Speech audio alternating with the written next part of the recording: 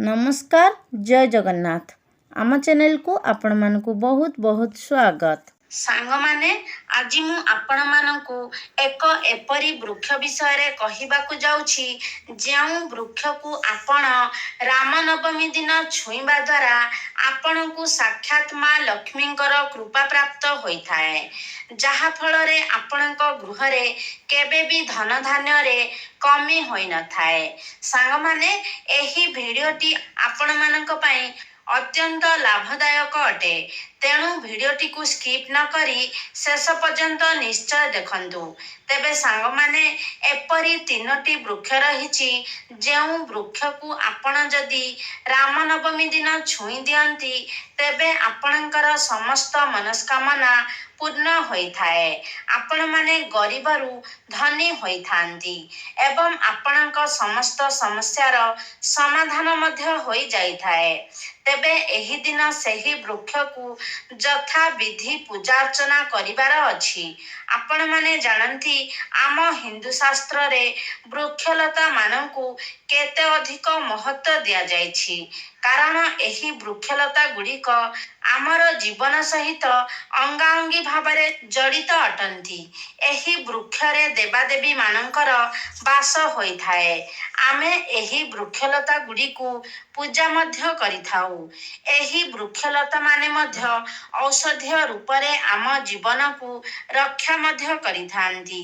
तेणु सांग माने आपण माने कोन जानती किछि विशेष वृक्ष रहिछि जेउथिरे देवादेवी मानकर बास होइथाए।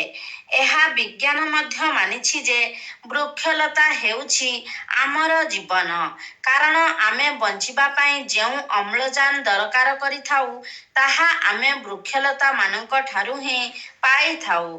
तेबे आपण माने कोन जानती जेते सबु वृक्षलता रहिछि ताहा मध्यरु ओस्त गछ अन्यतम अटे, कारण ओस्त गछरे 33 कोटी देवादेवी बास करिथांती एवं ओस्त गछर आयुष मध्य अन्य गछ मानक तुलना रे अधिक होइथाए।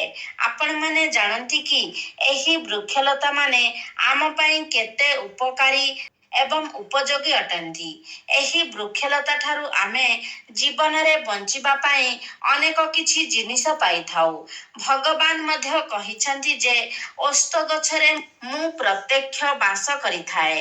तेणु आपण माने जदि वृक्षलता मानकु पूजा अर्चना करंती, विशेष करी एही रामनवमी दिन एही तीनोटी वृक्ष मध्यरु केउ वृक्ष को गोटिए वृक्ष को भी आपण छुई देई आसंती तेबे आपणक जीवनरु निर्धनता चली जाइथाए, आपणकु भगवानक कृपा प्राप्ति होइथाए।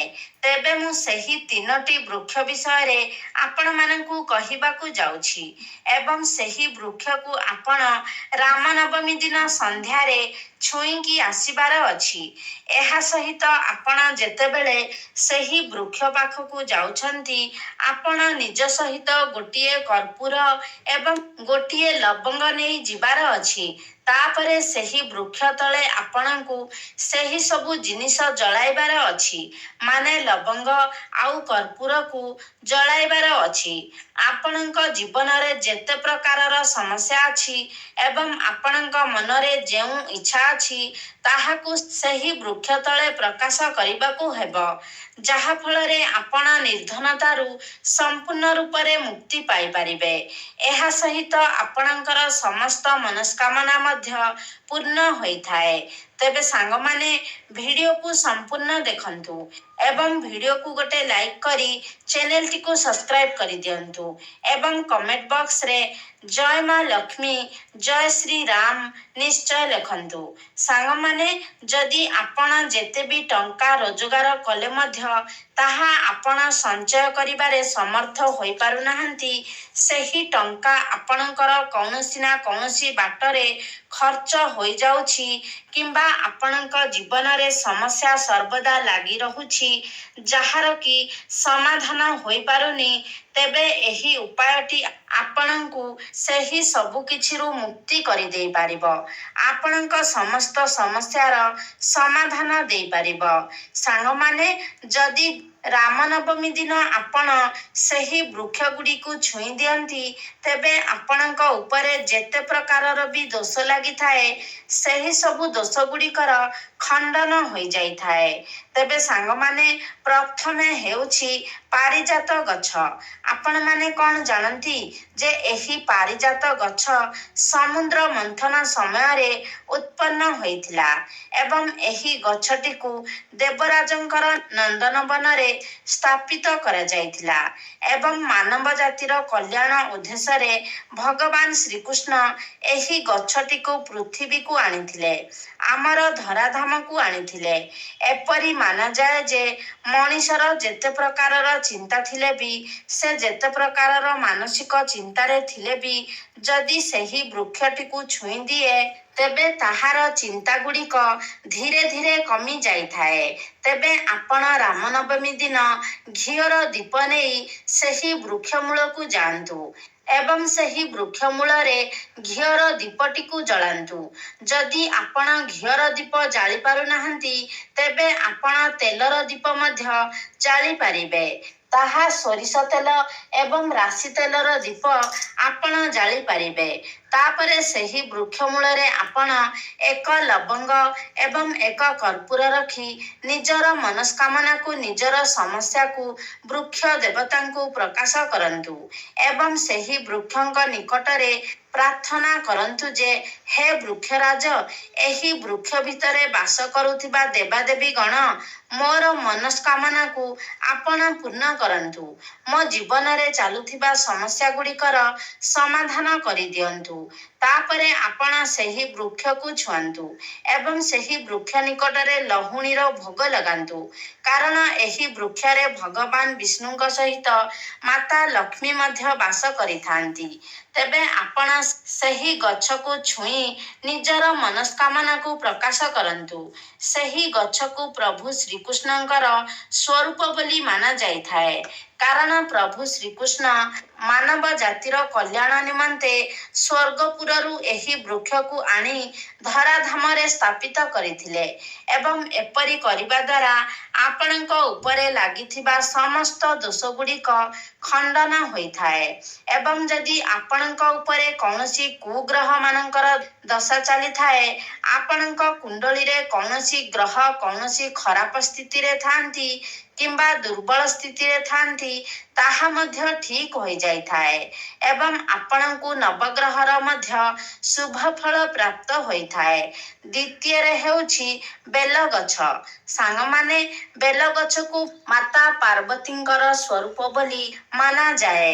ଏହି ବେଲଗଛଟି ମାତା ପାର୍ବତୀଙ୍କର ଝାଳରୁ ଉତ୍ପନ୍ନ ହୋଇଥିଲା ବୋଲି ଶାସ୍ତ୍ରରେ ବର୍ଣ୍ଣନା କରାଯାଇଛି।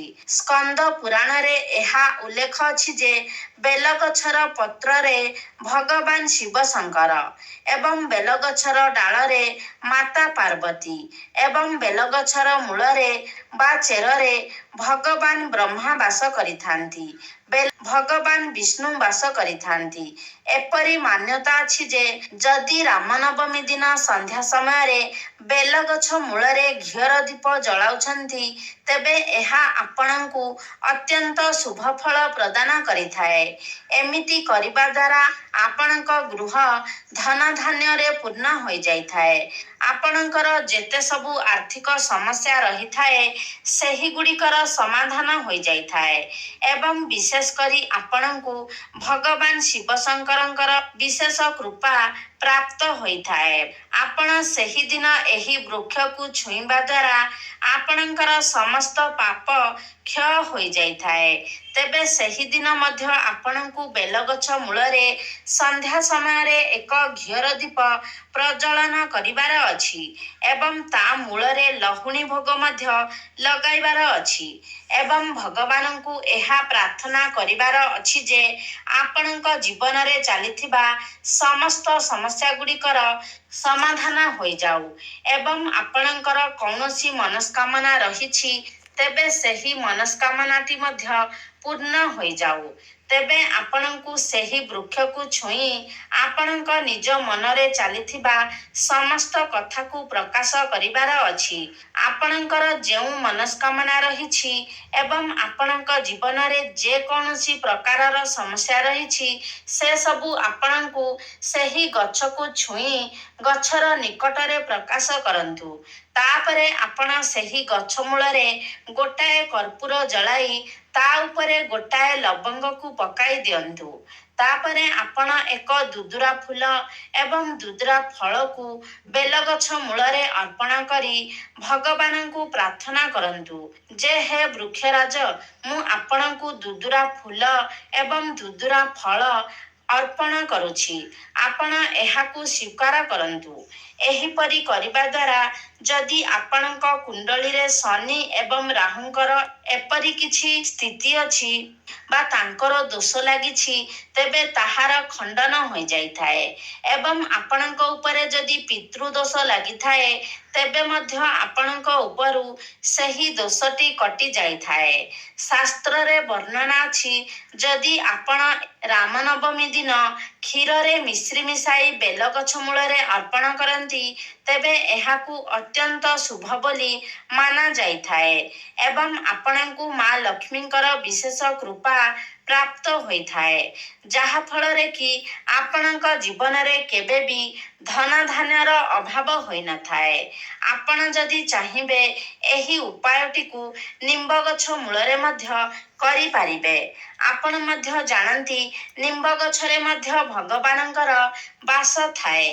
ଏହି ନିମ୍ବ କାଠରେ ହିଁ ପ୍ରଭୁ ଜଗନ୍ନାଥଙ୍କର ମୂର୍ତ୍ତିକୁ ଗଢ଼ନ କରାଯାଇଥାଏ।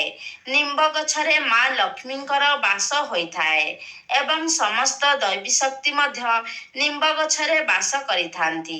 ଆପଣମାନେ ଜାଣିଥିବେ ସେଥିପାଇଁ ନିମ୍ବ କାଠକୁ କେବେ ବି ଜଳା ଯାଇ ନଥାଏ। ତେବେ ସାଙ୍ଗମାନେ, ଏହା ଥିଲା ସେହି 3ଟି ବିଶେଷ ବୃକ୍ଷ ଯେଉଁ ବୃକ୍ଷକୁ ଆପଣ ରାମନବମୀ ଦିନ ଯଥାବିଧିରେ ପୂଜାପାଠ କରି ସେହି ବୃକ୍ଷକୁ ଛୁଇଁ ଯଦି ଆପଣ ନିଜ ଜୀବନରେ ହେଉଥିବା ସମସ୍ତ ସମସ୍ୟା ଆପଣଙ୍କର ସମ୍ପୂର୍ଣ୍ଣ ଇଚ୍ଛାକୁ ପ୍ରକାଶ କରନ୍ତି ତେବେ ଆପଣଙ୍କ ଜୀବନର ସମସ୍ତ ସମସ୍ୟା ଗୁଡ଼ିକର ସମାଧାନ ହୋଇଯାଇଥାଏ ଏବଂ ଆପଣଙ୍କ ଯେଉଁ ଇଚ୍ଛା ପୂର୍ଣ୍ଣ ହୋଇପାରୁନଥିଲା ସେହି ଇଚ୍ଛା ମଧ୍ୟ ପୂର୍ଣ୍ଣ ହୋଇଥାଏ। ଆପଣଙ୍କୁ ଭଗବାନ ବିଶେଷ କରି ମା ଲକ୍ଷ୍ମୀଙ୍କର ବିଶେଷ କୃପା ପ୍ରାପ୍ତ ହୋଇଥାଏ, ଯାହାଫଳରେ ଆପଣଙ୍କ ଜୀବନରେ ଚାଲୁଥିବା ସମସ୍ତ ସମସ୍ୟା ଗୁଡ଼ିକର ସମାଧାନ ହୋଇଯାଇଥାଏ ଏବଂ ଆପଣଙ୍କ ଗୃହ ସୁଖ ଶାନ୍ତି ଏବଂ ଧନ ଧାନ୍ୟରେ ପରିପୂର୍ଣ୍ଣ ହୋଇଯାଇଥାଏ। ତେବେ ସାଙ୍ଗମାନେ, ଆପଣ ଏହି ଉପାୟ ଗୁଡ଼ିକ ରାମନବମୀ ଦିନ ନିଶ୍ଚୟ ଅବଲମ୍ବନ କରନ୍ତୁ, ଯାହାଫଳରେ କି ଆପଣଙ୍କର ଜୀବନ ସୁଖମୟ ହୋଇପାରିବ। ତେବେ ସାଙ୍ଗମାନେ, ଆଶା କରୁଛି ଆଜିର ଭିଡ଼ିଓଟି ଆପଣମାନଙ୍କୁ ନିଶ୍ଚିତ ଭାବରେ ଭଲ ଲାଗିଥିବ। ଯଦି ଭଲ ଲାଗିଛି ତାହେଲେ ଲାଇକ୍ କରନ୍ତୁ, ସେୟାର କରନ୍ତୁ। ଆମ ଚ୍ୟାନେଲକୁ ଯଦି ସବସ୍କ୍ରାଇବ୍ କରିନାହାନ୍ତି ତାହେଲେ ସବସ୍କ୍ରାଇବ୍ କରିଦିଅନ୍ତୁ।